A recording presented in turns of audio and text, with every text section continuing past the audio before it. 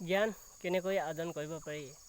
জ্ঞান প্ৰকৃততে অকল শিক্ষা পঢ়িয়ে যে মানুহ জ্ঞানী হ'ব, সেইটো কথাটো মানুহৰ আজিকালি মানুহৰ ভুল ধাৰণা। যিমান স্কুলৰ শিক্ষা নপঢ়কে কিয়, সেই শিক্ষা হৈছে বিজ্ঞান সমতাৰ দ্বাৰা। যেনেকৈ শাস্ত্ৰ 4 বেদ বহু পুৰাণ আছে, কিন্তু সকলো পুৰাণত সকলো বেলেগ বেলেগ। যেনেকৈ সূৰ্যৰ নৱগ্ৰহ আছে, সকলো নৱগ্ৰহৰ সকলো দায়িত্ব বেলেগ। যেনেকৈ সকলো জ্ঞানেই লাগিব, কিন্তু প্ৰতিটো জ্ঞানৰ মূল আছে। তাকে জ্ঞান বোলা বস্তুটো বহু মানুহৰ প্ৰকৃততে বিশ্বব্ৰহ্মাণ্ডত 33 কোটি দেৱতা মানুহ হৰিত পোৱা হয়। তাকে কৃষ্ণ অৰ্জুন তাত পোৱা হৈছে, দি গৈছে। তেওঁ মানুহ 7টা কুণ্ডলী থাকে, সেই 7টা কুণ্ডলী যিয়ে জাগৰণ কৰি ল'ব পাৰে, সেই পৰমাত্মাটো সকলো মানুহৰ দেহত আত্মা হিচাপে ব্যৱস্থা হৈ থাকে। সেই যেনেকৈ নাৰায়ণ আৰু শিৱগুৰুৱে তেওঁলোকে অতীততে নীতি দি গৈছে, যিয়ে যেনেকৈ ওম নম শিৱায় বা ওম নম ভাগৱতে বাসুদেৱায়, যিকোনো এজন বিষ্ণু বা সেই মহাদেৱৰ দুজনৰ গুৰু কয়, সেই গুৰুকেইজনে যি ওম নম কৈ মানুহ পুৱাগলি ধূপ চাকি জ্বলায় বন্তি আগত, যেন প্ৰতিদিনে 10 বাৰ 10 মিনিট হ'লেও ওম নম এই উচ্চাৰণ কৰিলে বিশ্বব্ৰহ্মাণ্ডে এই ওম নামৰ শব্দটো পায়, পৃথিৱীৰ ষড়যন্ত্ৰ।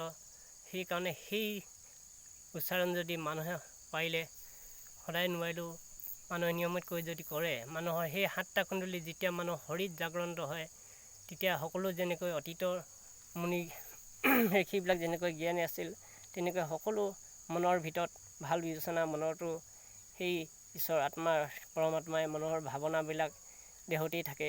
তেতিয়া সেই সকলো শিক্ষিত দেখাৰ ওপৰত পঢ়ি শুনা সেই মনৰ পৰা স্মৃতি মানুহৰ মগজু সকলো দেহ জ্ঞানবিলাক মানুহৰ হৈ উঠে। আৰু মানুহ সদায় সত্য আৰু সত্যত থাকি সকলো ভাল বেয়া যিকোনো কথা মানুহৰ একবাৰ দুখ হ'ল বুলি সেই সুখ দুখনো কাৰণটো কি, সেই সমস্যা কথাটো ভাল বেয়া বিবেচনা কৰি উহাল উত্তৰটোহে ল'ব লাগে। আৰু কি ক'ম বা, এতিয়া যেনেকৈ মানুহ আচলতে ধ্বংস হোৱা পথ বহু বেলেগ। কলিযুগত মানুহৰ ধ্বংস হোৱা পথ আছে। সাধাৰণতে ক'ব গ'লে মানুহৰ অহংকাৰে মানুহৰ অধঃপতন, আৰু লোভ বোলাটো অধিভোজন পেটলোভীয়া আৰু এটা আছে। মানুহৰ আনক নাজানি মানুহৰ অন্তৰত দুখ দিয়া। মানুহক চবে কোনো এনেও ভুল হওঁ, কিবা হওঁ, বেয়া হওঁ বুলি কোনো নিবিচাৰে। মানুহৰ পৰিস্থিতিহে মানুহক পৰিচয়। সেই মানুহটোক সত্যলৈ আনি ভাললৈ অনা সেই সুবিধাটোহে জ্ঞানকণহে পাৰিলে দিব লাগে। মানুহৰ এইবিলাক আচলতে মানুহৰ দুখ অতিকৈ বাঢ়ি গৈছে।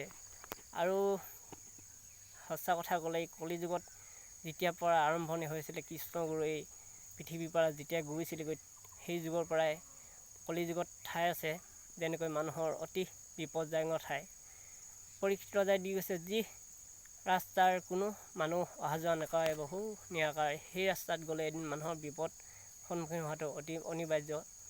আৰু যি জেগাত সদায় মদ পানী তোমাৰ ব্যৱহাৰ হয়, সেই জেগাত কলি ঠাই, সেই মদ পানী খাই মানুহৰ সুজ্ঞান সুবেশ সকলো নোহোৱা হৈ যায়। আৰু যি ধনতো কলি থাকে বুলি কোৱা হয়, কিয় যি ধন পইচা পায় মানুহ চিনি নাপায়, তেওঁ বহু অজ্ঞানী হৈ যায়।